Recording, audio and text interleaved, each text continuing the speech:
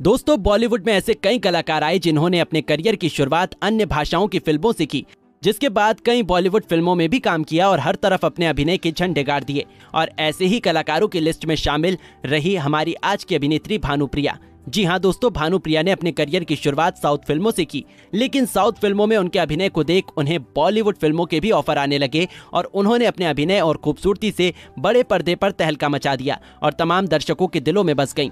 वो अपने दौर की बॉलीवुड की तमाम खूबसूरत अदाकारा में से एक थीं।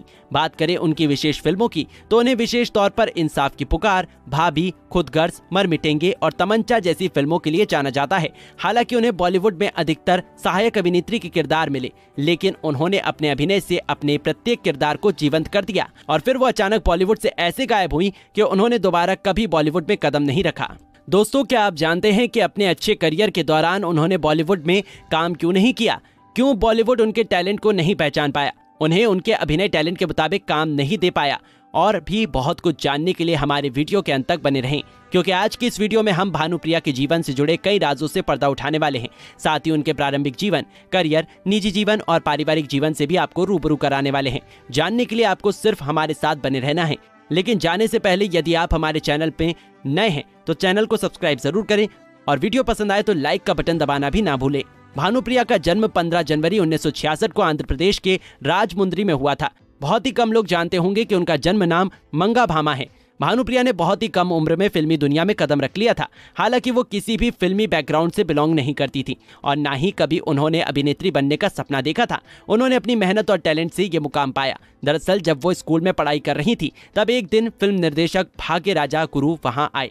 वो अपनी फिल्म के लिए एक ऐसी लड़की ढूंढ रहे थे जिसे डांस करना आता हो और जब उन्होंने भानुप्रिया का डांस देखा तो उन्हें तुरंत ही सिलेक्ट कर लिया गया। लेकिन इस फिल्म के फोटोशूट के दौरान उन्हें लगा कि भानु अभी काफी छोटी है, जिसके बाद उन्होंने भानु को फिल्म में नहीं लिया। भानु ने अपने एक इंटरव्यू में बताया, इसके बाद वो दोबारा कभी स्कूल नहीं गई क्योंकि वो अपनी सहेलियों को पहले ही बोल चुकी थी कि अब फिल्मों में काम करेंगी और फिल्म हाथ से निकलने के बाद स्कूल जाती तो उनका मजाक बन जाता। इसलिए उन्होंने फिल्मों में काम ढूंढना शुरू कर दिया और इसके बाद उन्हें सफलता भी मिली।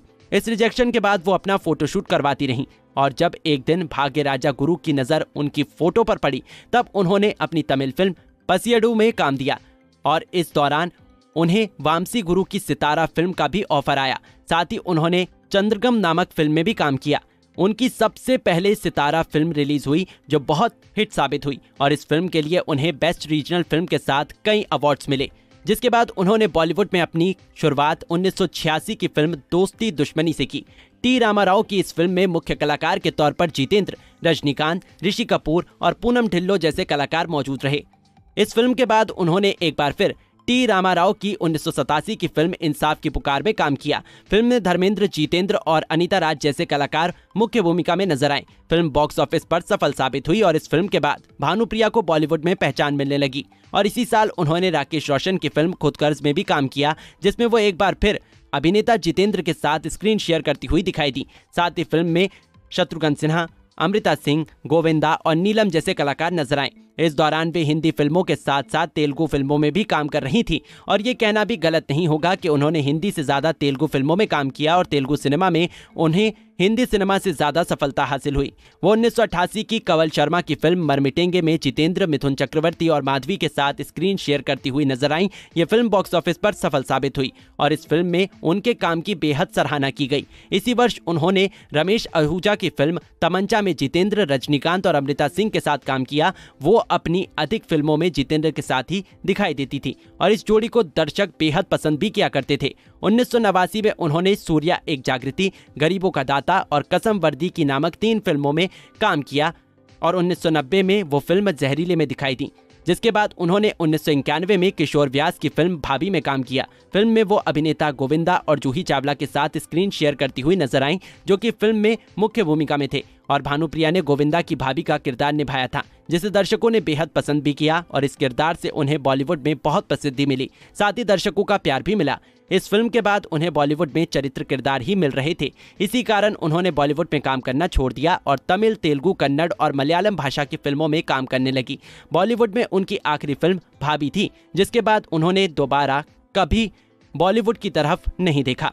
फिल्मों के अलावा उन्होंने कई टेलीविजन शो में भी काम किया है, जिसके चलते वो सन 1989 के हिंदी टेलीविजन शो विश्वामित्र में दिखाई दी, जो कि डीडी नेशनल पर प्रसारित हुआ था। इसके बाद उन्होंने कई तमिल और तेलुगु टेलीविजन शो में काम किया। दक्षिण भारतीय सिनेमा में उनके विशेष योगदान के लिए उन्हें 12 अक्टूबर 2012 को जस्ट फॉर विमेन पत्रिका द्वारा सम्मानित किया गया। सन 2019 में भानुप्रिया एक विवाद में पूरी तरह फंस गई थी। दरअसल हुआ यूं कि उन पर उनकी नौकरानी की मां ने नाबालिग बेटी का शोषण करने का आरोप लगा दिया था, जिसके बाद भानुप्रिया को कई मुश्किलों का सामना करना पड़ा। जी हां दोस्तों, भानुप्रिया के खिलाफ 14 साल की लड़की जो कि उनके घर में काम करती थी, उस लड़की की मां ने आंध्र प्रदेश के एक पुलिस स्टेशन में उनके खिलाफ शिकायत दर्ज करवाई और शिकायत की कि घरेलू कामकाज में मदद के लिए भानुप्रिया ने उनकी बेटी को काम पर रखा, लेकिन बाद में उसका शोषण शुरू कर दिया। उन्होंने बताया कि भानुप्रिया उसकी बेटी को 1.5 साल पहले अपने साथ घर में कामकाज में मदद के लिए चेन्नई ले गई थी, जिसके लिए उन्होंने 10,000 रुपये महीने की सैलरी देने का वादा भी किया था, लेकिन उन्होंने एक बार भी पैसे नहीं दिए। साथ ही उस माँ का कहना है कि अब भानुप्रिया ने उसकी बेटी से 10 लाख रुपए की मांग की है और साथ ही धमकी भी दी थी कि वो उसके खिलाफ चोरी का केस दर्ज कराएंगी। लेकिन जब भानुप्रिया से इस बारे में पूछा गया तो उन्होंने अपने ऊपर लगे सभी आरोपों को गलत बताया। अब बात करें उनके पारिवारिक जीवन की, तो भानुप्रिया भारत के आंध्र प्रदेश में एक मध्यम वर्गीय हिंदू परिवार से ताल्लुकात रखती हैं और हिंदू धर्म का पालन करती हैं। उनके पिता का नाम पांडु बाबू और उनकी माता का नाम रागमाली है। उनके 2 भाई बहन भी हैं। उनकी छोटी बहन का नाम शांति प्रिया है, जो फिल्म उद्योग की एक प्रसिद्ध अभिनेत्री हैं, और उनके भाई का नाम गोपाल कृष्णन है। शांति प्रिया ने अभिनेता सिद्धार्थ रे से शादी की है। शांति प्रिया के 2 बेटे हैं, जिनके नाम शिष्या रे और नाम शुभम रे है। अब चलते हैं उनकी निजी जिंदगी की ओर। तो उन्होंने NRI आदर्श कौशल से शादी की। अपनी शादी के बारे में उन्होंने अपने एक इंटरव्यू में भी बताया कि वो आदर्श कौशल को पसंद करती थी, जो कि वो अमेरिका में रहते थे, तो उनसे अक्सर उनकी फोन पर बातें होती रहती थी।